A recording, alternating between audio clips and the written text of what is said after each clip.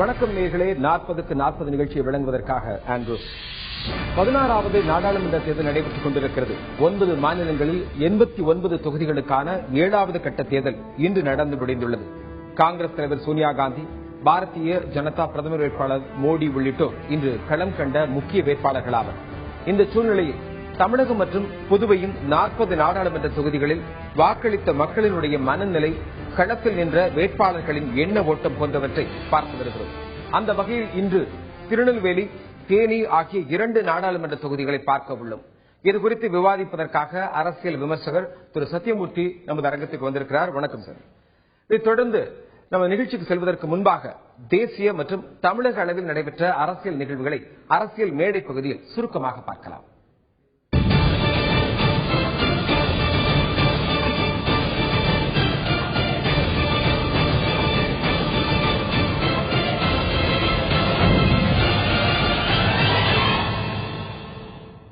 மக்களவைக்கு இன்று நடைபெற்ற 7வது கட்ட தேர்தல் அமைதியாக நடந்து முடிந்துள்ளது.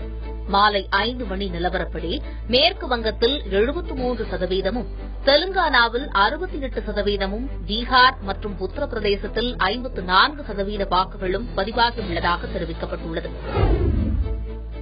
வாக்குச்சாவடியில் கட்சி சின்னத்தை காட்டியது மற்றும் செய்தியாளர்களை சந்தித்தது தொடர்பாக பாரதிய ஜனதா கட்சியின் பிரதமர் வேட்பாளர் நரேந்திர மோடி மீது வழக்கு பதிவு செய்யப்பட்டுள்ளது. தேர்தல் ஆணையத்தின் உத்தரவை அடுத்து இந்த நடவடிக்கையை குஜராத் மாநில போலீசார் மேற்கொண்டுள்ளனர். பீகாரில் நடைபெற்ற தேர்தல் பிரச்சார பொதுக்கூட்டத்தில் பேசிய நரேந்திர மோடி, இதுவரை நடந்த தேர்தலில் தாய் மகன் ஆட்சியை அகற்றும் வகையில் வாக்குகள் பதிவாகியுள்ளதாகவும், இனி தனிப்பெரும்பான்மையுடன் வலுவான ஆட்சி அமையும் வகையில் மக்கள் வாக்களிக்க வேண்டும் என கேட்டுக் கொண்டுள்ளார். தெலுங்கானா மாநிலம் உருவாக்கத்திற்கு காங்கிரஸ் கட்சியின் முயற்சியே காரணம் என அக்கட்சியின் துணைத் தலைவர் ராகுல் காந்தி தெரிவித்துள்ளார். ஆந்திர மாநிலம் அனந்தபூரில் நடைபெற்ற தேர்தல் பிரச்சார பொதுக்கூட்டத்தில் பேசிய அவர், சீமாந்திரா பகுதி வளர்ச்சிக்கு தேவையான உதவிகளை காங்கிரஸ் செய்யும் என அவர் உறுதியளித்தார். பாரதிய ஜனதா கட்சிக்கு வாக்களித்ததை பகிரங்கமாக தெரிவித்த தெலுங்கு தேச கட்சித் தலைவர் சந்திரபாபு நாயுடு மீது நடவடிக்கை எடுக்க தேர்தல் ஆணையம் முடிவு செய்துள்ளது. இதுகுறித்து அறிக்கையை தாக்கல் செய்யுமாறு அப்பகுதி தேர்தல் அலுவலருக்கு ஆந்திர தலைமை தேர்தல் அதிகாரி உத்தரவிட்டுள்ளார். தேசிய மற்றும் தமிழகத்தில் நடந்த அரசியல் நிகழ்வுகளை அரசியல் மேடை பகுதியில் நாம் பார்த்தோம். இதைத் தொடர்ந்து இன்று நாம் பார்க்க இருக்கக்கூடிய 1வது நாடாளுமன்ற தொகுதி என்று எடுத்துக் கொண்டோமேயானால் திருநெல்வேலி. இந்த திருநெல்வேலி தொகுதியில் இருக்கக்கூடிய சட்டமன்ற தொகுதிகள் என்னவென்று நாம் இப்போது பார்க்கலாம். திருநெல்வேலி சட்டமன்ற தொகுதிகள் இருக்கக்கூடியது திருநெல்வேலி, ஆலங்குளம், பாளையங்கோட்டை, அம்பாசமுத்திரம், நாங்குநேரி, ராதாபுரம் என்ற ஒரு 6 சட்டமன்ற தொகுதிகளை உள்ளடக்கியது திருநெல்வேலி நாடாளுமன்ற தொகுதி. இதில் இருக்கக்கூடிய ஒட்டுமொத்தமாக இருக்கக்கூடிய இந்த வாக்காளர்களுடைய எண்ணிக்கையை தற்போது பார்க்கலாம். இதில் ஆண் வாக்காளர்களாக 7,05,033 வாக்காளர்கள் இருக்கிறார்கள். பெண் வாக்காளர்களாக 7,14,532 வாக்காளர்களும், மூன்றாம் பாலின வாக்காளர்களாக 20 பேரும் இருக்கிறார்கள். மொத்த வாக்காளர்கள் 14,19,585 வாக்காளர்கள் திருநெல்வேலி தொகுதியில் வருகிறார்கள். இதைத் தொடர்ந்து திருநெல்வேலியில் இருக்கக்கூடிய இந்த வாக்கு விகிதம், இந்த 16வது நாடாளுமன்ற தொகுதியிலே அந்த வாக்கு விகிதமாக பதிவு செய்யப்பட்டது, ஆண் வாக்கு விகிதமாக பதிவு செய்யப்பட்டது 66.47% பதிவாகி இருக்கிறது. பெண் வாக்காளர்கள் அவர்களுடைய வாக்கு விகிதமாக 68.88% உயர்ந்திருக்கிறது. மற்றவர்கள் 10% வாக்கு பதிவு செய்திருக்கிறார்கள். ஆக மொத்தமாக வாக்கு விகிதம் என்று திருநெல்வேலி நாடாளுமன்ற தொகுதியில் எடுத்துக் கொண்டமையானால் 67.68% பார்க்கப்படுகிறது. இதைத் தொடர்ந்து நான் திரு சத்தியமூர்த்தி உங்கள்கிட்ட நான் கேட்க நினைக்கக்கூடிய கேள்வி என்னன்னா, இந்த வாக்கு விகிதம், ஆண் வாக்கு விகிதம், பெண் வாக்கு விகிதம், இந்த வாக்கு விகிதம் பாத்தீங்க அப்படின்னா 66.47%, பெண் வாக்காளர்கள் அவங்களுடைய வாக்கு சதவீதம் 68.88% இருக்கிறது. இது ஆண் வாக்காளர்களோட பெண் வாக்காளர்கள் அதிக வாக்கு சதவீதம் பதிவாகி இருக்கிறது. இதற்கு என்ன காரணமாக பார்க்கப்படுகிறது? அதோட முக்கியமா ஒரு இன்ட்ரெஸ்டிங், இது தமிழ்நாட்டில் உள்ள வேற்று பல தொகுதிகளுமே ஆண் வாக்காளர்களை விட பெண் வாக்காளர்கள் அதிகமாக இருந்தார்கள். இதில் ஒரு கிட்டத்தட்ட 2.5% அதிகம். மீதி எல்லாம் 0.45% அதை மாதிரி உள்ளதுதான் இருந்தது. ரெண்டாவது, எப்பவுமே நம்ம பெண்கள் படிக்கல, பெண்கள் வரலன்னு நாம ஒன்று கற்பித்துக் கொண்டிருக்கிறோமே தவிர ஜனநாயக கடமை ஆற்றுவதில்லை. ஆண்களை விட பெண்கள் எப்பவுமே, நீங்க எந்த தேர்தலை எடுத்து பார்த்தாலுமே பொதுவாக அடிப்படையில் பெண் வாக்காளர்கள் அதிகமாக வாக்களிப்பது தான் உண்மை. அதனால இதுல எந்த புதுமையோ ஒரு எதிர்பார்க்காத விஷயமும் இல்லை. இது தொடர்ந்து இல்ல ஆண் வாக்காளர்கள் அந்த சதவீதம் பதிவாக இருக்கிறதுனால அங்க வந்து அங்க போய் நம்மளுடைய செய்தியாளர்கள் போய் அங்க போய் சந்திச்சு அவங்ககிட்ட பேட்டி எடுக்க போகும்போது பார்த்தீங்கன்னா நிறைய ஆண்கள் வந்து கொஞ்சம் வெளி மாநிலங்களுக்கும் வெளியூருக்கும் அங்க போய் வேலை பார்க்கறது ஒரு ஒன் ஆஃப் த ரீசனா இருக்குமா அப்படிங்கறதுக்காக நான் அந்த கேள்வியை கேட்டேன். இல்ல அது புரிஞ்சுது. அது ஒரு காரணமாக இருக்கலாமே தவிர அதுவே காரணம்னு சொல்ல முடியாது. கண்டிப்பாக எப்பவுமே ஆண் வாக்காளர்கள் நீங்க எந்த தொகுதி எடுத்தாரு, இப்ப உதாரணத்துக்கு எடுத்தானா திருநெல்வேலி தொகுதியிலிருந்து நிறைய ஆட்கள் பல காலமாகவே பாம்பேல வேலை செய்யறது இருக்காங்க. அவங்க பலரும் அங்க பாம்பே மும்பாயிலோ அங்கேயோ வாக்காளர்களா இருப்பாங்க. வடநாடுல பல நேரங்களில் திருநெல்வேலியிலிருந்து போனவங்க வேலையில் இருக்காங்க. அதுபோல திருநெல்வேலி தென் மாவட்டங்கள பல பகுதிகளில் இருந்து அனைத்து இனத்தவரும் மேற்காசிய நாடுகளில் கடந்த 20-30 வருடமா வேலை செய்யறாங்க. சோ அதுல ஆண் பெண் எல்லாரும் குடும்பத்தோடு கூட கூட்டிட்டு போறவங்க இருக்காங்க. அதை மட்டும் ஒரு காரணமா காட்டி நம்ம இதை எதிர்பார்க்க கண்டிப்பாக அதுவும் ஒரு காரணமாக கூறப்படுகிறது. இந்த நிலையில அந்த பகுதியில் இருக்கக்கூடிய வாக்காளர்கள் தாங்கள் வாக்கு பதிவு செய்தது எதையெல்லாம் எந்தெந்த பிரச்சனையெல்லாம் முன்வைத்து அந்த வாக்குகளை பதிவு செய்திருக்கிறார்கள் என்பதை அவர்கள் சொல்ல நமது செய்தியாளர் பதிவு செய்திருக்கிறார்கள். அதை நாம் இப்போது பார்க்கலாம்.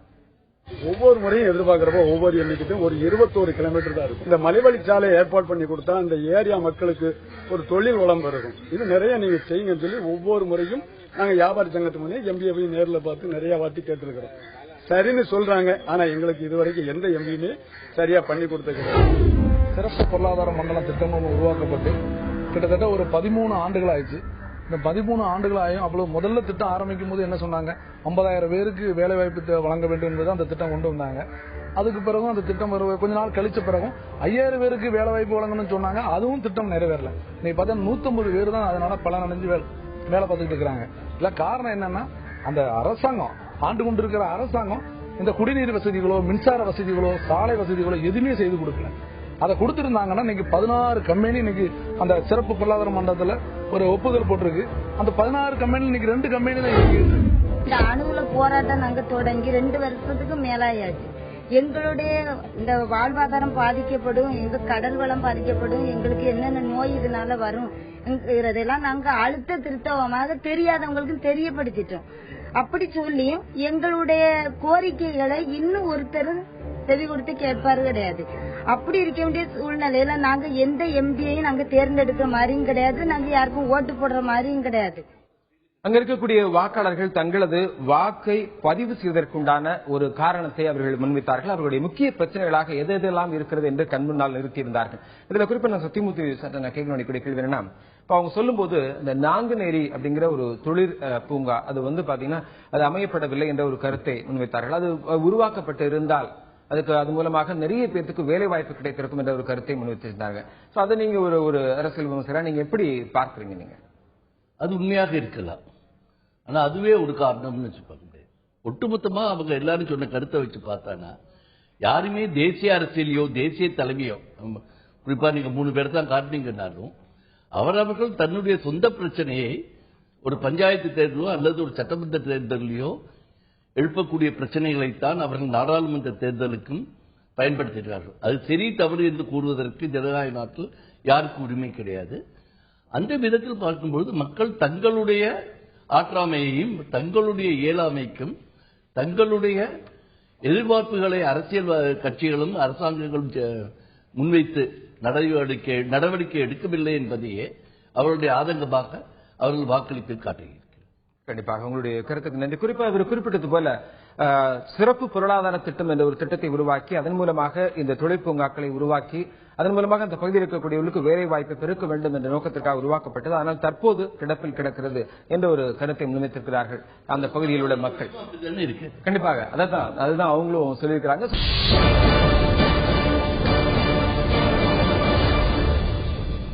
இந்த அரங்கத்தில் தன்னுடைய கருத்துக்களை பதிவு செய்து கொண்டிருக்கிறார் திரு சத்தியமூர்த்தி அரசியல் விமர்சகர். இந்த சூழ்நிலையில் நாம் திருநெல்வேலி மற்றும் அது மட்டுமல்லாமல் தேனி இந்த நாடாளுமன்ற தொகுதிகளை பற்றி பார்த்து வருகிறோம். அதில் முதலாக நாம் பார்த்து வருவது திருநெல்வேலி நாடாளுமன்ற தொகுதி.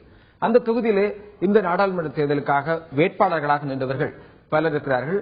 அதில் அதிமுகவை சேர்ந்த திரு பிரபாகரன், திமுகவை சேர்ந்த திரு தேவதாஸ், பாரதிய ஜனதா கூட்டணியுடைய மதிமுகவினுடைய வேட்பாளராக திரு பெருமாள், அது மட்டும் இல்லாமல் காங்கிரஸ் வேட்பாளர் திரு ராமசுப்பு, ஆம் ஆத்மி வேட்பாளர் திரு ஜெயஸ்ராஜ் என பலர் அந்த வேட்பாளர்களாக களமிருந்தார்கள். அவர்களிடம் இந்த தேர்தல் முடிந்த பிறகு அவர்களுடைய மனநிலை எப்படி இருக்கிறது, வாக்கு சதவீதத்தை பொறுத்தும் இன்னும் ஒரு சில மிக முக்கியமான கேள்விகளை அவர்கள் முன்பாக நாம் வைத்தும், ஒரு சிலர்கள் தேர்தலுக்கு பிறகும் கூட அவர்களுடைய வேலைப்பளு அதிகமாக இருந்தாலும் அவர்களுடைய சரியாக அவருடைய கருத்தை தங்கள் தந்தி தொலைக்காட்சிக்கு அவர்களால் பதிவு செய்து முடியவில்லை. ஒரு சில பேர் தங்களது கருத்துக்களை பதிவு செய்திருக்கிறார்கள். அந்த வகையில் முதலாக இந்த தேர்தல் நடைபெற்றது, தேர்தல் ஆணையத்தினுடைய செயல்பாடு எப்படி இருந்தது என்பது பற்றி நாம் கேட்டிருந்தோம். அதற்கு அவர்கள் அளித்த பதிலை நாம் இப்போது பார்க்கலாம். தேர்தல் ஆணையத்திலிருந்து முதல் 15-20 நாட்களுக்கு ஒழுங்காக தேர்தல் நடத்த வேண்டும் என்ற எண்ணத்தோடு நடந்து கொண்டார்கள். கடைசி 3-4 நாட்களுக்கு ஆளுங்கட்சிக்கு அனுசரணையாக தேர்தல் நடத்தை முறைகளை கம்ப்ளீட்டாக கைவிடப்பட்டு ஒட்டுமொத்தமாக ஆளுங்கட்சிக்கு உதவியாக இருந்து செயல்பட்டார்கள் என்பது திட்ட தெளிவாக தெரிய வருகிறது. தொடர்ந்து திரு சத்தியமூர்த்தி அவங்ககிட்ட நான் இது சம்பந்தமா கேட்க நினைக்கிறேன். ஏன்னா விளக்கமாகவே இந்த தேர்தல் ஆணையத்தினுடைய ஒரு செயல்பாடு பற்றி ஒரு கருத்து இவங்க தெரிவிச்சிருக்காங்க. இப்போ முதல்ல ஒரு தொடக்கத்தில் ஒரு 15 நாட்களாக அவருடைய கெடுபிடி ரொம்ப அதிக அளவில் இருந்தது. ஆனால் தேர்தல் நடக்கும்போது ஒரு 3 நாட்களாக அந்த மாதிரி இல்ல அப்படிங்கிற ஒரு குற்றச்சாட்டு வச்சிருக்காங்க. இதை நீங்க எப்படி பாக்குறீங்க ஒரு அரசியல் விமர்சகர்? ஏன்னா நிறைய எதிர்க்கட்சிகள் இது போன்ற ஒரு குற்றச்சாட்டை முன்வைக்கிறாங்க. இது எதிர்க்கட்சிகள் சொல்லக்கூடிய ஒரு சில விஷயமா பாக்குறீங்களா, அதுல உண்மையிலேயே அதுல எதுவும் உண்மை இருக்கு அப்படின்னு நினைக்கிறீங்களா? உங்களுடைய கருத்து உண்மை இருக்கா இல்லையாங்கிறத மட்டும் தேர்தலுக்கு 1 மாசத்துக்கு முன்னாடி பணம் செலவு பண்ண வேட்பாளர்களோ கட்சிகளோ தேர்தலுக்கு 2-3 நாட்களுக்கு முன்பாக பட்டுவாடா செய்யவில்லை என்பதை ஏற்றுக்கொள்வது மிகவும் கடினமான விஷயம். அந்த விதத்தில் வைத்து பார்க்கும் பொழுது எதிர்க்கட்சிகள் கூறுவதில் உண்மை இருக்கிறதோ இல்லையோ அதனை தேர்தல் ஆணையம் சரியாக ஆராய்ந்து ஒரு முடிவு எடுத்திருக்க வேண்டும். அது நடக்கவில்லை என்ற ஒரு எண்ணம் தோன்றியுள்ளது. தவிர்க்கப்பட்டிருக்க வேண்டிய விஷயம். கண்டிப்பாக ஒரு முழுமையான வாக்குப்பதிவு, நல்ல முறையில் நல்ல ஆரோக்கியமான ஒரு போட்டி நிகழ வேண்டும் என்ற ஒரு கருத்திற்காக இந்த ஒரு கருத்து மேற்கொள்ள வேண்டிய ஒரு கருத்து தான். இதைத் தொடர்ந்து அங்க இருக்கக்கூடிய சக வேட்பாளர்களை பற்றி களத்தில் நின்ற வேட்பாளர்கள் தங்களது கருத்தாக என்ன பதிவு செய்திருக்கிறார்கள் என்பதை நாம் இப்போது பார்க்கலாம். ஆம் ஆத்மியை பொறுத்தளவு இட் இஸ் ஒன்லி சீசோர்ல மாத்திரம்தான் அவங்களுடைய ஓட் பேங்க் இருக்குது. அது ஒரு 10-20,000 ஓட்டு அஃபெக்ட் ஆகும். அந்த ஓட்டு ஆக்சுவலா ஏடிஎம்கேக்கு போற ஓட்டு. அதில் எங்களுக்கு அது நல்லதுதான், அவங்க ஓட்டு பிரிஞ்சு இன்னொரு பக்கம் போறது. காங்கிரஸை பொறுத்த அளவுக்கு அது டெபாசிட் போன கேஸ். அவங்க டெபாசிட் கிடைக்கிறது ரொம்ப கஷ்டம். அதனால அதுவும் அதிகமாக அஃபெக்ட் ஆகாது. ஏடிஎம்கே பொறுத்த அளவுக்கு அவங்க கடைசி ஒரு 3 நாள் தான் அந்த பணம் கொடுக்குற இதில் தான் வேலை செய்தாங்க வழியா, மற்ற நாள்லாம் அவங்க வேலை செய்யலை. இந்த பாராளுமன்ற தேர்தலில் எதிர்கட்சியின் நிலைமை என்னன்னு சொல்லி கேக்குறீங்க. அதுக்கு நான் ஓப்பனா சொல்றேன், எதிர்கட்சிகள் ரொம்ப மோசமான ஒரு நிலையில இருந்தாங்க. அது ஏன் அப்படி இருந்தாங்கிறது இன்னுமே எங்களுக்கு புரிய மாட்டேங்குது. பணத்தை கொடுத்தா மக்கள்கிட்ட நம்ம ஓட்டை வாங்கி ஜெயிச்சிடலாம் அப்படிங்கிற அந்த சிந்தனையில் தான் இன்னுமே போயிட்டு இருக்காங்க. இது ஒரு தவறான சிந்தனை. ஏடிஎம்கே இருக்கட்டும், அண்ணா திராவிட முன்னேற்ற கழகம், திராவிட முன்னேற்ற கழகம், இவங்க 2 பேருமே பணத்தையே குறிக்கோளை வச்சு மக்கள்கிட்ட பிரதானமாட்டு பணத்தை பயன்படுத்தி அவங்க ஓட்டை சேகரிச்சாங்க. அது ஒரு தவறான வழி என்பதை நான் சுட்டிக்காட்டுகின்றேன். பணப்பட்டுவாடா செய்வது தவறான ஒரு வழிமுறை என்ற பொதுவான கருத்தையும் பதிவு செய்திருக்கிறார்கள். அது எதிரணி அவர்கள் எதிர்த்தரப்பினர் செய்தார்கள் என்ற ஒரு கருத்தை முன்வைத்திருக்கிறார்கள். இதைத் தொடர்ந்து தங்களது வெற்றி வாய்ப்பு எப்படி இருக்கிறது என்ற ஒரு கருத்தை பதிவு செய்திருக்கிறார்கள். குறிப்பாக அவர்களுடைய வெற்றி வாய்ப்பு என்னவாக இருக்கிறது, எந்த அளவு அவர்கள் நம்பிக்கையோடு இருக்கிறார்கள் என்பதை அவர்களே பதிவு செய்திருக்கிறார்கள். பார்க்கலாம். திருநெல்வேலி தொகுதியில் திராவிட முன்னேற்ற கழகம் நல்ல கட்சி, நல்ல கட்டுக்கோப்பாக நல்ல நிலையில் உள்ளது. அதனுடன் என்னுடைய சொந்த செல்வாக்கும் சேர்ந்து நிச்சயமாக வெற்றி பெறுவோம் என்று உறுதியாக நம்புகிறேன். நிச்சயமாக ஒரு 50,000 1 லட்சம் ஓட்டு வரை வித்தியாசத்தில் வெற்றி பெறும். என்னுடைய கூட்டணி கட்சிகளின் தலைவர்களும் முக்கியஸ்தர்களும் எனக்காக தொகுதியில் பல்வேறு இடங்களில் பிரச்சாரத்தை மேற்கொண்டுள்ளார்கள். இந்த பிரச்சாரத்தின் அடிப்படையில் மக்கள் மத்தியில் ஒரு நல்ல வரவேற்பு இருந்தது. குறிப்பாக இளைஞர்கள் ஒரு புதிய மாற்றத்தை எதிர்பார்த்தார்கள்.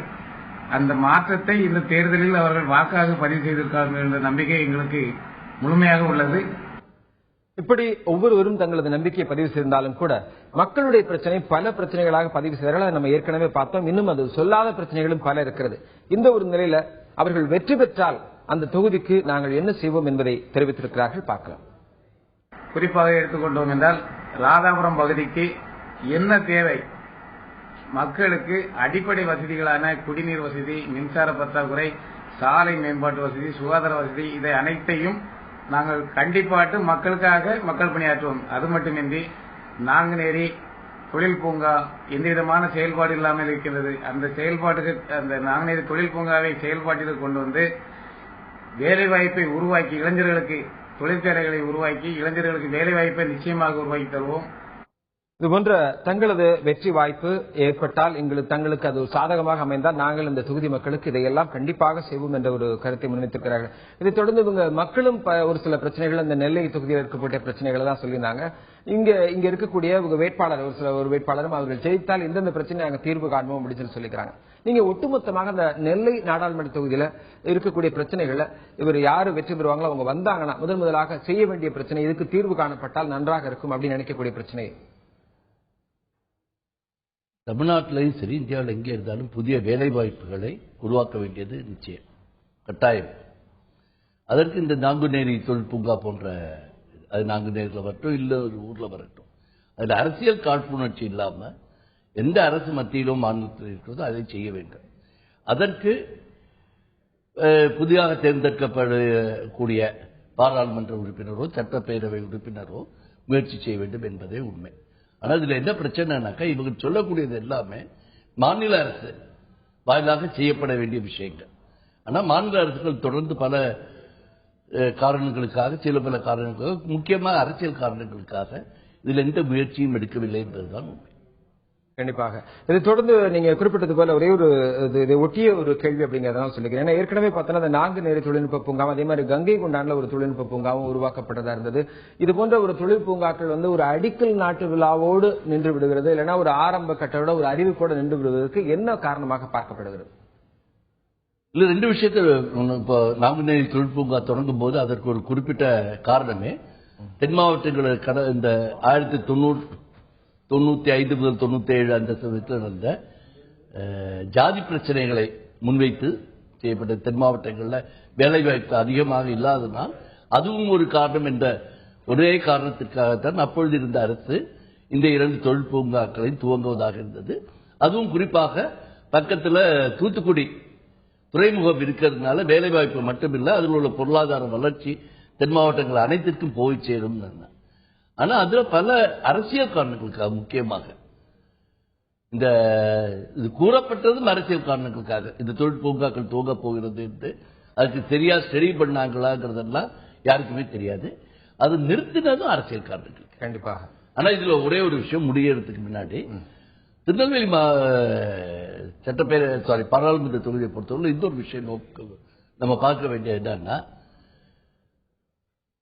தமிழ்நாட்டில் உள்ள எல்லா அர்பன் சென்டர்ஸும் சேலம், வேலூர் தவிர மற்ற அனைத்து மாநகராட்சி எல்லைக்கு உட்பட்ட பாராளுமன்ற தொகுதியைப் போலவே இங்கு வாக்குப்பதிவு மிகவும் குறைவாகவே உள்ளது. மீது எல்லா இடத்துல 70, 75, 80 வரை போயிருக்கும் போது வேலூரிலும் சேலத்தில் மட்டும்தான் 75% வந்திருக்கு. இங்க எல்லாமே 67% தான் வந்திருக்கு. அர்பன் லெதார்ஜி ஆர் லாக்சிட்டி இருக்குங்கிறதே தான் ஒரு தொய்வு, வாக்கு அளிப்பதில் ஒரு தொய்வான மனநிலை இருக்கிறது என்று நாம் அதையும் கருத்தில் கொள்ள வேண்டும். கண்டிப்பாக உங்களுடைய கருத்துக்கு நன்றி. தொடர்ந்து நம்ம 40க்கு 40 பல சுவாரஸ்யமான விஷயங்களை பார்க்க இருக்கிறோம். இதை தொடர்ந்து நாம் பார்க்க இருப்பது அரசியல் யூகம் என்ற ஒரு பகுதி, அது ஒரு சுவையான பகுதி. இதுல நாம் பார்க்க இருப்பது மீண்டும் மீண்டும் வலியுறுத்தல். இதுல நாம பார்க்க இருப்பது ஆலய தலைவரை நோக்கி தலைவர்கள் படையெடுப்பது, மத்தியில் தாமரை மலர்ந்தால் அதற்கு தண்ணீர்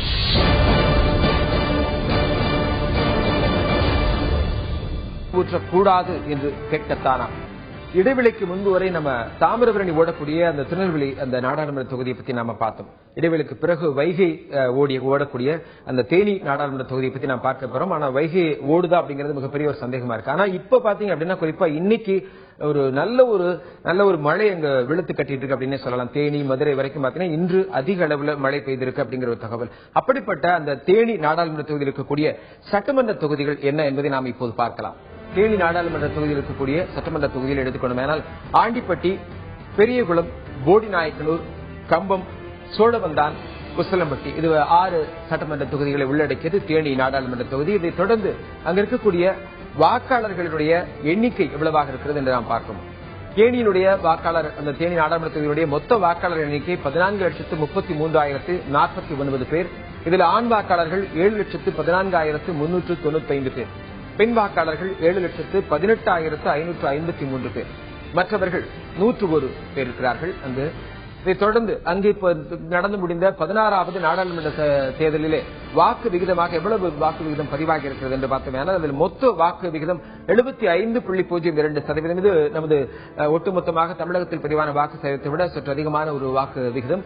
இந்த நிலையிலே ஆண் வாக்கு சதவீதம் அப்படின்னு பார்த்தோம்னா 74.04%, பெண் வாக்காளர்கள் 76.01% இருக்கிறது, மற்றவர்கள் 12.87% இருக்கிறது. இது தேனியினுடைய வாக்கு விகிதமாக பார்க்கப்படுகிறது. இந்த இதில் நான் திரு சத்தியமூர்த்தி சார், நீங்க ஏற்கனவே குறிப்பிட்டது போல அர்பன் ரூரல் அப்படிங்கிற ஒரு பகுதி, இப்ப இந்த தேனி நாடாளுமன்ற தொகுதியை பொறுத்த வரைக்கும் இது ஒரு ஒட்டுமொத்தமாக தமிழகத்தினுடைய வாக்கு சதவீதத்தை விட அதிகமாக இங்க பதிவு செய்யப்பட்டிருக்கு. இதை நீங்க எப்படி பாக்குறீங்க? இது தமிழகத்தோட வாக்கு சதவீதத்தை அதிகம்னு சொல்றதை விட இன்னொன்று முக்கியமா நம்ம நோட்டீஸ் பண்ண வேண்டிய விஷயம் என்னன்னா, நான் முதல்ல சொன்னது மாதிரி இந்த 75% 73% ஆனது காரணம் சென்னை மாநகராட்சியும் பக்கத்தில் உள்ள சென்னையில் உள்ள 3 தொகுதிகள், ஸ்ரீபெரும்புதூர், அப்புறம் மற்ற சேலம், வேலூர் தவிர உள்ள மாநகராட்சி உட்பட்ட பாராளுமன்ற தொகுதிகள், கன்னியாகுமரி போன்ற தொகுதிகளில் வந்த வாக்கு சதவீதம் குறைவானது தான் காரணமே தவிர, மற்றபடி நீங்க மீதி உள்ள பல தொகுதிகளை சுமார் ஒரு 30-32 தொகுதிகள் எடுத்துக்கிட்டீங்கன்னாக்கா அதுல 75 அதிகமாகவும் தான் வாக்களிப்பு சதவீதம் இருந்திருக்கு. அதை வச்சு பார்க்கும்போது it is a fairly good number. கண்டிப்பாக இந்த தொகுதியை பொறுத்த வரைக்கும் பார்த்தோன்னா, ஆண்டிப்பட்டி தொகுதியை பொறுத்த வரைக்கும் சொல்லி ஆகணும், அது எம்ஜிஆர் என்ற தொகுதி அப்படிங்கிற தொகுதி, ஜெயலலிதா அவர்கள் நின்ற ஒரு தொகுதி, மிக முக்கியமான தொகுதி. இந்த தொகுதிக்குட்பட்ட அந்த தேனி சட்டமன்ற தொகுதியை நாம் பார்த்தோம். நாம இதை தொடர்ந்து ஒட்டுமொத்தமாக அங்க இருக்கக்கூடிய அந்த மக்கள் தங்களது பிரச்சனைகளாக பல பிரச்சனைகளை பதிவு செய்து கொண்டிருக்கிறார்கள். குறிப்பாக அந்த பிரச்சனையை சந்தித்துக் கொண்டிருப்பவர்கள் தங்களது வாக்கை என்ன பிரச்சனைகளை மையப்படுத்தி தங்களது வாக்கை பதிவு செய்திருக்கிறார்கள் என்று தங்களது கருத்தை பதிவு செய்திருக்கிறார்கள். அதை நாம் இப்போது பார்க்கலாம். இங்க பாத்தீங்கன்னா மேற்கு தொடர்ச்சி மலையை ஒட்டி இருக்க இங்க சோத்துப்பாறை அணை தூர்வாரப்படாமல் இன்னைக்கு வரைக்குமே அது ரொம்ப மிகவும் நீர்பிடிப்பு பகுதி ரொம்ப குறைஞ்சிருக்கு. அந்த பகுதியிலிருந்து கொண்டு வர்ற மலை, கல் அனைத்தும் சேர்ந்து நீர்பிடிப்பு பகுதி குறைஞ்சு போனனால இந்த பகுதியில அந்த நீரை விவசாயத்துக்கும் எங்களால பயன்படுத்த முடியல, குடிநீருக்கும் பயன்படுத்த முடியல. விவசாயிகளோட நிலைமை மிகவும் கேவலமான ஒரு சூழ்நிலைக்கு போய்கிட்டு இருக்கு. 58 கால்வாய் திட்டத்தை நிறைவேற்றும் சொல்லி நீண்ட காலமா அந்த மக்கள் கேட்டுக்கிட்டு இருக்காங்க. இது 1996 இந்த திட்டத்துக்கு அடிக்கல் நாட்டப்பட்டுச்சு. ஆனா ஒரு சுமார் 25 கிலோமீட்டர் தான் அந்த கால்வாயை தோண்ட போறாங்க. 25 கிலோமீட்டர் தோண்டப்படக்கூடிய ஒரு சிறிய கால்வாய் இருக்கக்கூடிய அந்த திட்டத்தை ஒரு 15 வருடங்களுக்கு மேலாக அவர் நிறைவேற்றிட்டு இருக்காங்க. இன்னும் அந்த திட்டம் நிறைவேற்றி முடிக்கப்படல. தினந்தோறும் போய் வழிபட்டுக்கிட்டு இருந்த இந்த கண்ணகி கோவில் இன்னைக்கு அந்த 79க்கு பிறகு வாரத்துக்கு ஒரு வாரம் நாங்க, அதுக்கப்புறம் 50 ஆண்டுகளுக்கு பார்த்தீங்கன்னா 80-83 3 ஆண்டுகளா மாத்தினாங்க. அதுக்கு பிறகு பாத்தீங்கன்னா இப்ப சித்ரா பௌர்ணமி அன்னைக்கு மட்டும் ஆண்டுக்கு ஒரு முறை மட்டும் வழிபடணும் அப்படின்றாங்க. ரயிலை பயன்படுத்துகிற பயனாளிகள் இருக்கக்கூடிய பகுதி இந்த சோழவந்தான், அதுக்கடுத்து கருப்பட்டி. ஆனா இங்க சோழவந்தான்ல இந்த பாண்டியன் எக்ஸ்பிரஸ் என்னைக்கு ஆரம்பிச்சாங்களோ அன்னையிலிருந்து நின்னுக்கிட்டு போன இந்த ரயில் நிக்கவே இல்லை. ஒரு 10,000 பேர் 20,000 பேர் குடிக்கால் கூலி வேலை செஞ்சு பிழைக்கிறவங்களோட வாழ்வாதாரம் போய் இங்க இருந்து மைக்ரேட் ஆகி வெளியூர்களுக்கு பஞ்சம் பிழைக்க குடும்பத்தோட குடிபெயர்ந்த குடும்பங்கள், ஆயிரக்கணக்கான குடும்பங்கள் இந்த ஊர்ல விட்டு போயிருச்சு.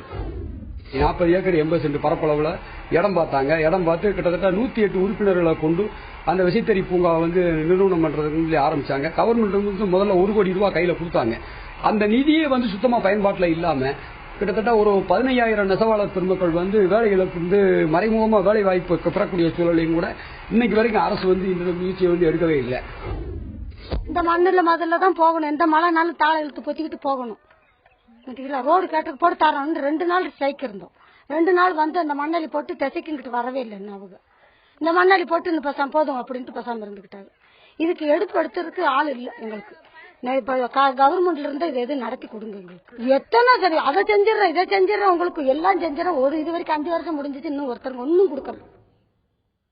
இது போன்ற பல விதமான பிரச்சனைகளை முன்னிறுத்தி தங்களது வாக்குகளை பதிவு செய்திருக்கிறார்கள். இது பற்றி சுத்திமுத்தி உங்கள்கிட்ட கேட்கக்கூடிய கேள்வி என்ன, அப்போ அங்க பல பிரச்சனைகள் முன் வச்சாங்க. அதுல ரொம்ப முக்கியமா பார்த்தோன்னா அந்த விசித்திரி பூங்கா அப்படின்னு சொல்லிட்டு ஒன்று உருவாக்கப்படும் அப்படிங்கிறது சொல்லப்பட்டது. அது இங்க ஒரு கேள்விக்குறியா இருக்கு. வந்தால் எனக்கு மக்கள் நிறைய பேர் வேலை வாய்ப்பு இருக்கும், அவங்களுக்கு பயன்பெற்று இருப்பாங்க அப்படிங்கிற ஒரு கருத்தை முன் வச்சு ஒரு ஆதங்கத்தோட சொன்னாங்க.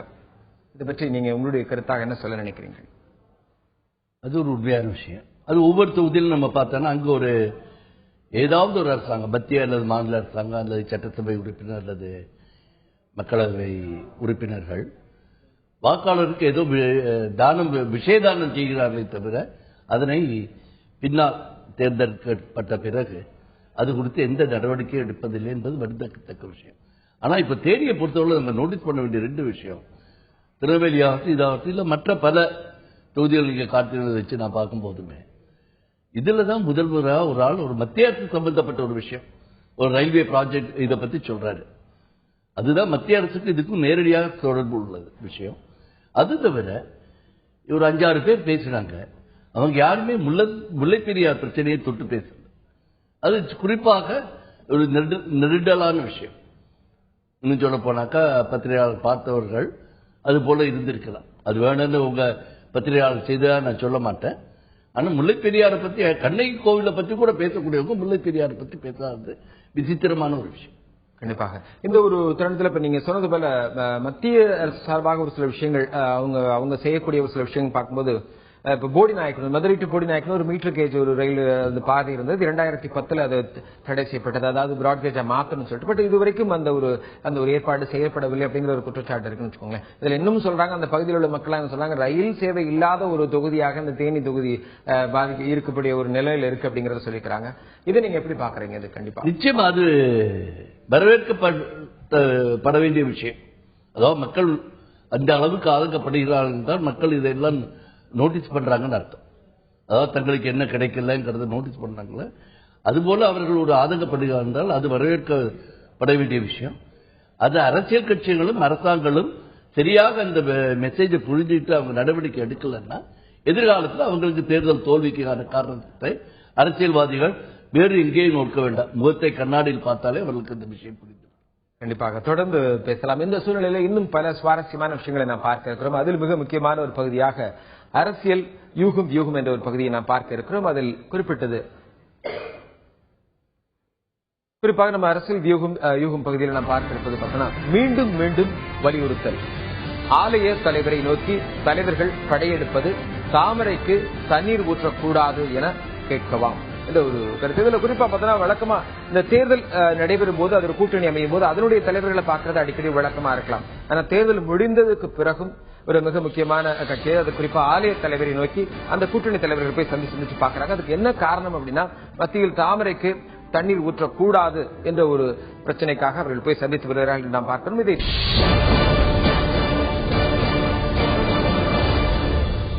16வது நாடாளுமன்ற தேர்தல் நடைபெற்று முடிந்து கொண்டிருக்கிறது. குறிப்பாக 7வது கட்ட தேர்தல் இன்று நடைபெற்றுக் கொண்டிருக்கிறது. இன்னும் 2 கட்ட தேர்தல் இருக்கிறது. மொத்தம் 9 கட்டங்களாக இந்த 16வது நாடாளுமன்ற தேர்தல் நடைபெற்றுக் கொண்டிருக்கிறது.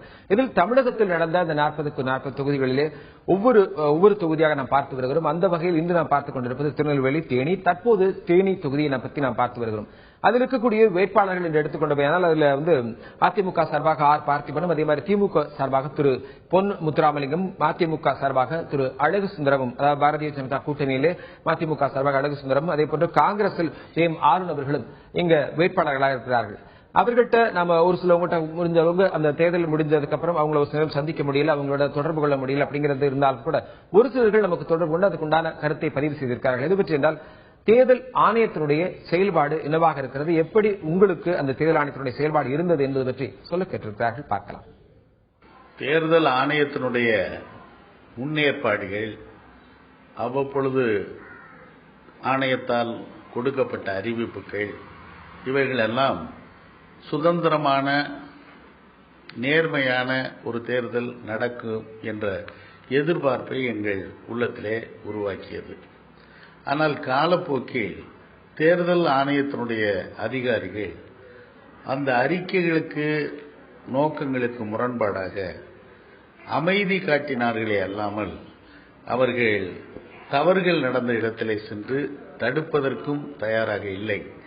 சில நேரங்களில் நடவடிக்கை எடுப்பதற்கும் அவர்கள் தயக்கமே காட்டினார்கள். இந்த தேர்தலை பொறுத்தவரையிலும் மறுமலர்ச்சி திராவிட முன்னேற்ற கழகம் இடம்பெற்றிருக்கக்கூடிய தேசிய ஜனநாயக கூட்டணி பாரதிய ஜனதா கட்சியினுடைய ஆதரவோடும் தேசிய முற்போக்கு திராவிடர் கழகத்தினுடைய ஆதரவோடும் இந்திய ஜனநாயக கட்சி, பாட்டாளி மக்கள் கட்சி, கொங்கு மக்கள் தேசிய கட்சி ஆகிய கட்சிகளோடு இந்த நாடாளுமன்ற தேர்தலை சந்தித்தோம். அந்த வகையில் அமைதியாக இந்த தேர்தல் நடைபெற்றதன் மூலமாக மக்கள் ஒரு மௌன புரட்சிக்கு வித்திட்டிருப்பதாகவே நான் கருதுகிறேன்.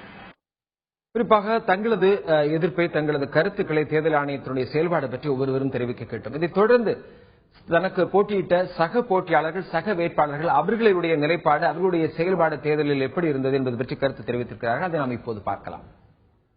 அண்ணா திராவிட முன்னேற்ற கழகத்தை பொறுத்தமட்டில் அவர்களுடைய ஆட்சியினுடைய அதிகாரத்தையும் பணபலத்தையும் கடுமையாக பயன்படுத்தி எப்படியாவது தேர்தலில் வெற்றி பெற வேண்டும் என்ற ஒரே நோக்கத்தோடு, குறிப்பாக அந்த தொகுதியில் முன்னாள் முதலமைச்சர் அங்கேயே இருக்கிறார்.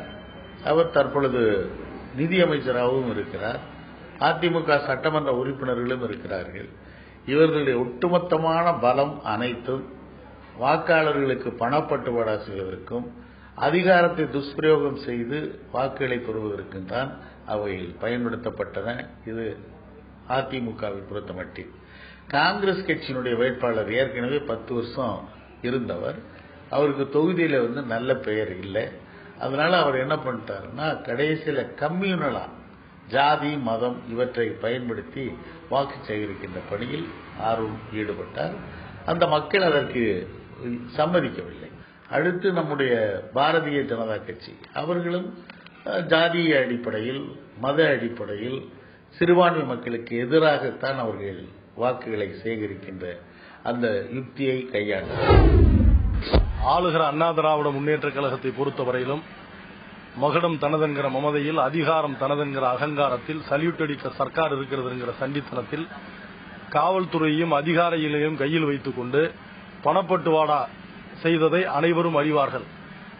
அதுவும் வாக்குச்சீட்டுகளை வணிகச் சீட்டுகளாக்கி ஜனநாயகத்தை பணநாயகமாக்க வேண்டும் என்பதற்காக, குறிப்பாக என்னை வீழ்த்துவதற்கு தேனி நாடாளுமன்ற தொகுதியில் இருக்கிற நிதித்துறை அமைச்சர் அமைத்த வியூகங்கள் எல்லாம் ஏடுகளும் நாட்டு மக்களும் நன்கு அறிவார்கள். அந்த வகையில் பணப்பட்டுவாடா செய்ததன் மூலமாக ஜனநாயகத்தை ஆளுகிற கட்சி, எதிர்க்கட்சிகளில் ஒன்றான ஆளுகிற கட்சி கேலிக்கூத்தாக்கியது.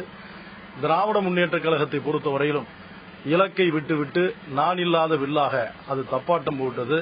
காங்கிரஸ் கட்சியை பொறுத்தவரையிலும் தன்னுடைய இடத்தை தக்க வைக்க வேண்டும் என்கிற தாகத்தோடு தற்காப்பு ஆட்டம் ஆடியது. நடந்து முடிந்த நாடாளுமன்ற தேர்தல் முதல் 10 நாட்கள் விறுவிறுப்பாக இருந்தது. கடைசி 5 நாட்கள் மிகவும் விறுவிறுப்பாக இருந்தது. ஆனால் ஆளுகின்ற அண்ணா திராவிட முன்னேற்ற கழகம் எல்லா நிலைகளிலும் பணங்களை கொடுத்து மக்களை விலைக்கு வாங்கலாம் என்று நினைத்தார்கள். அதிலே காவல்துறை அவர்களுக்கு முழு உடந்தையாக இருந்தார்கள் என்பது வருத்தமளிக்கின்ற ஒரு செய்தியாகும். சக வேட்பாளர்களை பற்றி ஒவ்வொருவரும் தங்களது குற்றச்சாட்டுகளை முன்வைத்தார்கள். இதுல 2 விதத்திலையும் நான் பாக்குறேன்.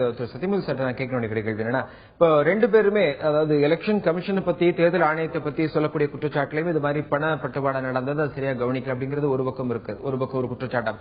இன்னொன்னு, எதிர்கட்சி சார்பாக அவர் வேட்பாளர் இவ்வளவு கொடுத்தாங்க அப்படிங்கிறது ஒரு கருத்தாக, ஒரு குற்றச்சாட்டாக ஒவ்வொருவரும் பதிவு செய்யறாங்க. இல்ல 2 விஷயமா பாக்குற ஒரு பொதுவான கருத்து, இப்ப லஞ்சம் கொடுத்தது, லஞ்சம் வாங்கினது அப்படி குற்றம் அப்படின்னா லஞ்சம் கொடுத்தது குற்றம் அப்படிங்கிற மாதிரி பார்க்கப்படுற இந்த சூழல்ல பணம் ஓட்டுக்காக பணத்தை வாங்கி கொண்டு இருக்கக்கூடிய அந்த மக்களும் குற்றவாளிகள் அப்படிங்கிற ஒரு பார்வை இருக்கிறது. இதை நீங்க எப்படி பாக்குறீங்க? இதை எப்படி தடுக்கிறதுக்கான முயற்சி மேற்கொள்ளுங்க? நிச்சயமா நீங்க சொல்லக்கூடிய கருத்தை நான் ஏற்றுக்கிறேன். உதாரணத்துக்கு, லஞ்சம் கொடுப்பது எப்படி தவறோ அது போல லஞ்சம் வாங்குவதும் தவறு. அதே சமயத்தில் அந்த தேர்தல் நடைமுறைகளோ, தேர்தல் சட்டத்திலோ, ரெப்ரசன்டேஷன் ஆஃப் தி பீப்புள் ஆக்ட்லயோ பணம் கொடுக்கிறது இஸ் அ டிஸ்குவாலிபிகேஷன் வருது. ஆனா பணம் வாங்குவது டிஸ்குவாலிபிகேஷன்ங்கிறது எங்கேயுமே வரல. ஏதாவது 1-2 ப்ரூவ் பண்ணக்கூடிய கேஸ்ல தேர்தல் ஆணையமோ அல்லது தேர்தல் ஆணையம் நீதிமன்றங்களுக்கு சென்று அது போன்ற ஒரு உத்தரவை வாங்கினாலே இதற்கான நிலைமை மாறும். அதுல பிரச்சனை என்னன்னா, நான் வாங்கிறேன் நீ வாங்கிறேன்னு ஆளுங்கட்சியோ அல்லது காவல்துறையோ அல்லது தேர்தல் ஆணையமோ அல்லது எதிர்கட்சியோ யாராவது ஒரு வழக்குக்கு போனா ஏதாவது அப்பாவி வாக்காளர்கள் பாதித்து விடக்கூடாது அரசியல் காரணங்களுக்காக.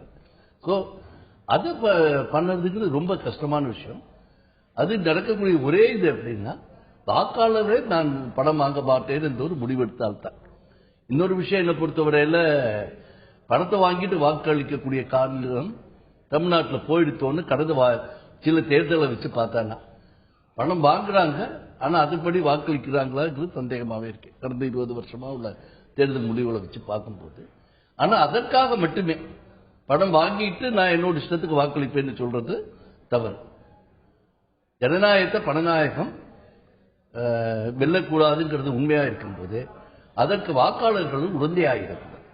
ஒரு தவறுதலான முன்னோடியை கிரியேட் பண்றதுல அவங்களும் பங்குதாரர்களாக ஆகிவிடக்கூடாது. கண்டிப்பாக உங்களுடைய கருத்தை பதிவு செய்கிறேன். நன்றி. தொடர்ந்து இப்ப நம்ம பார்த்தோம் அப்படின்னா இருக்கக்கூடிய அந்த ஓட்டுக்காக பணத்தை பெற்றுக்கொள்வது என்பது மிக தவறான விஷயம். அது கொடுப்பவர்களுக்கும் தவறு என்ற ஒரு பொதுவானதையும், அதே நேரத்தில் வாங்குவதும் தவறு என்ற கருத்தை முன்வைத்திருக்கிறார்கள். இதை தொடர்ந்து தாங்க ஜெயிச்சிருக்கிறோம், நாங்கள் அந்த போட்டியில கலந்துக்கிறோம், நாங்கள் வெற்றி பெறுவோம் என்ற ஒரு நம்பிக்கையை அந்த வேட்பாளர்கள் கருத்து தெரிவித்திருக்கிறார்கள். எதை வைத்து அவர்கள் தங்களது நம்பிக்கையை வெளிப்படுத்தியிருக்கிறார்கள் என்பதை அவர்களே பதிவு செய்திருக்கிறார்கள். பார்க்கலாம். எவ்வளவுதான் அதிமுக தன்னுடைய அதிகார பலத்தை பயன்படுத்தினாலும் பணபலத்தை பயன்படுத்தினாலும் என்னோடு போட்டியிடுகின்ற பாரதிய ஜனதா கட்சி கூட்டணியும் காங்கிரஸ் கட்சியும் பணபலத்தையும் மதவாதத்தையும் சிறுபான்மை மக்களுக்கு எதிரான வாதத்தையும் பயன்படுத்தினாலும் திராவிட முன்னேற்ற கழகத்தினுடைய வெற்றி, அதாவது என்னுடைய வெற்றி என்பது பிரகாசமாக அண்ணா திராவிட முன்னேற்ற கழகம் அதிகாரத்தை கையில் வைத்துக் கொண்டு போட்ட தாக்குதல் ஆட்டம், திராவிட முன்னேற்ற கழகம் ஆடிய தப்பாட்டம், காங்கிரஸ் கட்சி ஆடிய அந்த தற்காப்பு ஆட்டம் என்று இந்த மூன்றையும் தாண்டி மறுமலர்ச்சி திராவிட முன்னேற்ற கழகத்தினுடைய வேட்பாளராக களத்தில் நின்ற நான் எங்கள் காவிய தலைவர் வைகோவனுடைய வழிகாட்டுதலோடு தேசிய முற்போக்கு திராவிடர் கழகம், பாரதிய ஜனதா கட்சி, பாட்டாளி மக்கள் கட்சி, கொங்கு மக்கள் தேசிய கட்சி, இந்திய ஜனநாயக கட்சி ஆகிய கட்சிகளின் துணையோடு நான் வேட்பாளராக தேனி தொகுதிக்கு வந்த நாளிலிருந்து நிறைவாக நேரு சிலைக்கு முன்பாக அந்த பிரச்சாரத்தை முடித்த நிமிடம் வரையிலும் என இடைமறித்த வேளைகள், எனக்கு ஏற்படுத்திய தடைகள், அவற்றையெல்லாம் தகர்த்து ஒரு அதிரடி ஆட்டத்தை அரங்கேற்றியதன் மூலமாக வெற்றியின் இலக்கை நோக்கி முன்னேறி சென்றிருக்கிறோம். வாக்காளர்களின் எதிர்பார்ப்புகள், வேட்பாளர்களின் நம்பிக்கைகள், மக்களுக்கு வெற்றி பெற்றால் என்ன செய்ய வேண்டும் என்பது பற்றியெல்லாம் நாம் இன்று 40-40 பார்த்தோம். இதில் குறிப்பா 2 நாடாளுமன்ற தொகுதியை பொறுத்த வரைக்கும் பார்த்தோம். திரு சத்தியமூர்த்தி சார், ஒன்னு திருநெல்வேலி, இன்னொன்னு தேனி. இதுல பல பிரச்சனைகளும் மக்களே சொல்லியிருந்தாலும் கூட ஒட்டுமொத்தமாக இந்த 2 தொகுதியிலும் வரக்கூடியவர்கள், வெற்றி பெறக்கூடியவர்கள் கண்டிப்பா மே 16 தெரிஞ்சிடும் யார் வெற்றி பெறுவாங்க அப்படிங்கிறது ஒரு பக்கம் இருந்தாலும், அவர்கள் வெற்றி பெற்ற பிறகு அந்த தொகுதிக்கு உடனடியாக செய்ய வேண்டிய பிரச்சனை, இதற்கு உடனடியாக தீர்வு காணப்பட்டால் நன்றாக இருக்கும் அந்த மக்களுக்கு அப்படின்னு சொல்லக்கூடிய பிரச்சனை, ஏதாவது ஒரு பிரச்சனை திருநெல்வேலியை பொறுத்த வரைக்கும் முதல்ல சொல்லுங்க. திருநெல்வேலியில பிரச்சனைன்னு சொன்னா நான் முதல்ல சொன்ன மாதிரி வேலை வாய்ப்பு தான். நீங்களே கூட ஒரு கோடிட்டு காட்டுனீங்க. அங்குள்ள மக்கள் வெளி மாநிலங்களுக்கு போறாங்க, வெளிநாட்டுக்கு போறாங்க, அதனால வாக்கு சதவீதம் குறைந்திருக்கிறதா கேட்டீங்க. தென் மாவட்டங்கள் அது ஒரு பெரிய பிரச்சனை. அது தேனியாகட்டும், திருநெல்வேலியாகட்டும், அல்லது பிற மாநிலங்களாகட்டும், தலைநகர் அருகில் இல்லை என்று வரும்பொழுது இது போன்ற பிரச்சனைகள் தவிர்க்க முடியாது. ஆனால் தலைநகர் பக்கத்தில் உள்ள பிற மாநிலங்களை விட தென் மாவட்டங்களில் இருந்து அதிகமாக வெளிநாடுகளில் வேலை செய்வோரும் அதிகமாக இருக்காங்க. ஆனாலும் வேலை வாய்ப்பு அதிகமாகணும், படித்தவங்களுக்கு வேலை வாய்ப்பு அதிகமாகணுங்கிறது அங்குள்ள பகுதி மக்களோடு எதிர்பார்ப்பும் அவசியமும் கூட. உதாரணத்துக்கு சொல்ல போனீங்கன்னா, இந்த நாங்குநேரியோ இல்லை நீங்க வேற ஏதோ ஒரு பெயர்லையோ வேற இடத்துல வச்சாலுங்க, எப்படி 60களில் ஜப்பான் டிரான்சிஸ்டர் மூலமா ஒரு தொழில் புரட்சி உருவாக்கியதோ, தமிழ்நாடு முழுவதுக்குமே குறிப்பாக தென் மாவட்டங்களுக்கு ஐடி இண்டஸ்ட்ரியை காட்டேஜ் இண்டஸ்ட்ரியா ஆக்கி பண்ணிருக்க முடியும். ஆனா நம்முடைய அரசாங்கங்கள் டயர் 2 சிட்டி, டயர் 3 சிட்டின்னு தான் செயல்படுறாங்களே தவிர மக்களை சென்றடைஞ்சு அவங்களுடைய வீட்டு வாசலையே அவங்களுக்கு படித்த மாணவர்களுக்கும் படித்த இளைஞர்களுக்கும் வேலைவாய்ப்பு கொடுக்கும் எந்த திட்டத்தை முன்வைக்கவில்லை என்பதே உண்மை. அதுக்கு திருநெல்வேலி மாவட்டத்தை முன்னுதாரணமாக எடுத்துக்கொள்ளலாம். அதுக்கு முக்கியமான காரணம் என்னன்னா, கோயம்புத்தூர், மதுரை மாதிரி உள்ளதை டயர் 2 சிட்டின்னு ஆக்கியாச்சு. ஸோ இதில் அவங்க எக்ஸ்பெரிமெண்ட் பண்ண வாய்ப்பு இருக்கு. கண்டிப்பாக உங்களுடைய கருத்துக்கு நன்றி.